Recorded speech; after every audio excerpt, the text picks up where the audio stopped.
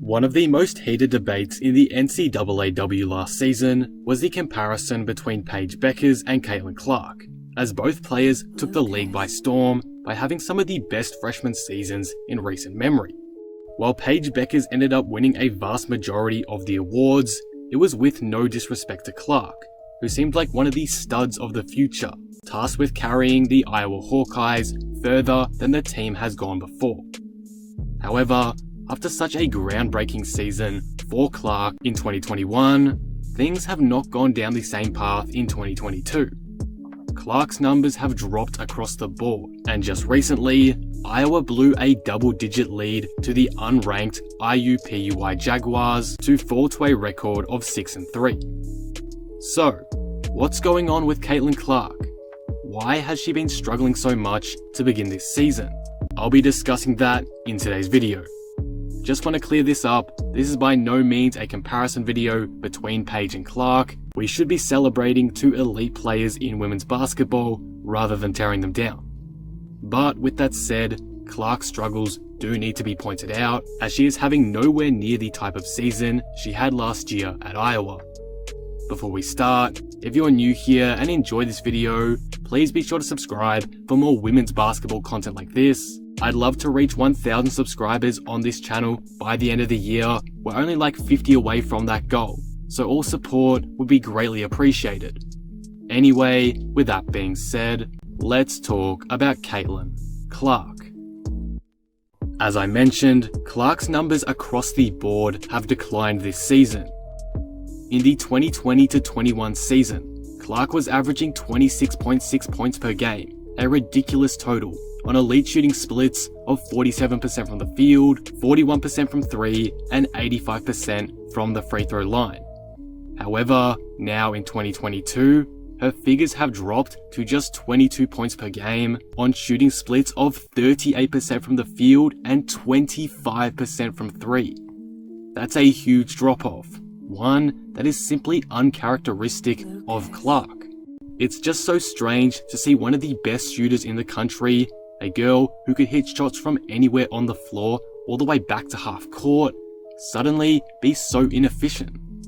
It's not like Clark has been tasked to significantly increase her volume either, which can often result in a decline in efficiency, as she's attempting 18 field goals a game, identical to her field goal attempts per game from last season.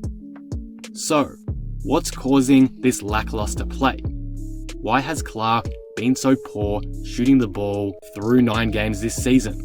One thing that I've noted about Clark early on this season is she simply just might be in a cold patch or a shooting slump per se. Every great shooter goes through a phase in their career when they simply can't get the ball to drop.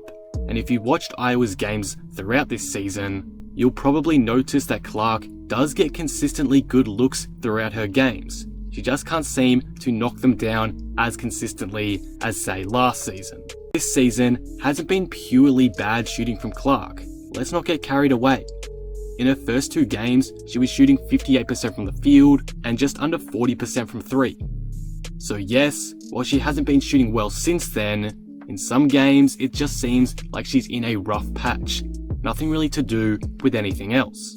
This poor shooting stretch probably is affecting her mental as well. A lot of shooting comes down to confidence, and not seeing a lot of her shots that she'd normally get drop through the net has probably been quite frustrating. However, after watching a few games back for Iowa, particularly their ones against ranked opponents, there are a couple of outside factors affecting the play of Caitlin Clark so far this season. The most notable one to me has been the fantastic defensive game plans executed against Clark and Iowa overall. In particular, the Iowa State Cyclones did that really well in their clash with the Hawkeyes a couple of weeks ago. Essentially, Iowa State denied the passing lanes brilliantly, preventing Clark's co-star in Monica Zanano from getting going and having opportunities to score.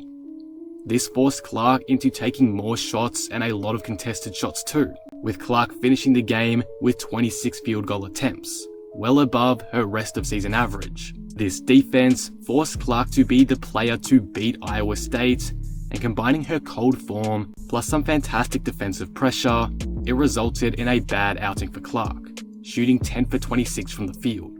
Some other teams have done something like this as well, but I think Iowa State did it the best. This defensive game plan from opposition, and perhaps a lack of adjustments from the Iowa coaching staff, has led to Clark's efficiency declining, and in turn, the offense becoming a lot less effective for the Hawkeyes. So, how does Caitlin Clark and the Iowa Hawkeyes fix this and get Clark back to her MVP caliber standards? Well, for the shooting slump, that may eventually just figure itself out. Some shooters start cold in a season and then eventually turn things around and get back to their usual selves. I think we can expect Clark to eventually turn things around. With that said, she's just that good of a shooter. However, I also think Iowa need to diversify their offense a bit more. Get Clark running as an off-ball player occasionally, because that will help build her confidence back up as a shooter. I think there's a lack of confidence with Clark in her shooting right now, so getting Clark open looks through those off-ball screens, diversion cuts, etc. will be important to getting her in a rhythm again. These off-ball sets for Clark will also throw the defense off and give Iowa another weapon to throw at good ranked teams. Great shooters like Steph Curry can shoot off the dribble and on the catch. So can Caitlin Clark. But to me, there just hasn't been enough off-ball actions being run for her to maximize that catch and shoot flamethrower she has. Iowa also has a really good defense anchored by Monica. If they use that to their advantage and get and transition more from their defensive stops that they get so often, Clark and the Hawkeyes overall are going to get in a much better rhythm offensively, and in turn be the underrated threat to the top dogs that they posed to be earlier on in the season. Overall, these are my thoughts on Caitlin Clark through her first 9 games. She struggled due to probably simply a shooting slump, but against some teams, particularly the better ranked squads, they've thrown a great defensive game plan at Iowa and Clark and forced their offense into shots the defense would rather have, making it a lot more ineffective. To me, I think Iowa and Clark can turn this around, but it's going to require some adjustments. This by no means is a hate video at Clark at all too, by the way, because she's definitely one of the best players in the NCAAW still, especially in her class, and is one of my favourite players to watch. There isn't quite like a player like her when it comes to shooting the ball.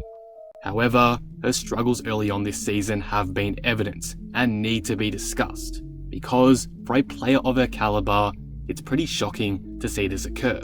We'll have to wait and see what happens from here, but Caitlin Clark has been vastly substandard in 2022 compared to where she was last season, and I hope that today, my insight has explained at least partially why she may be struggling this season. And that will conclude the video. What do you guys think of this? What are your thoughts on Caitlin Clark so far this season? Can she turn things around? Let me know all your thoughts down in the comments below.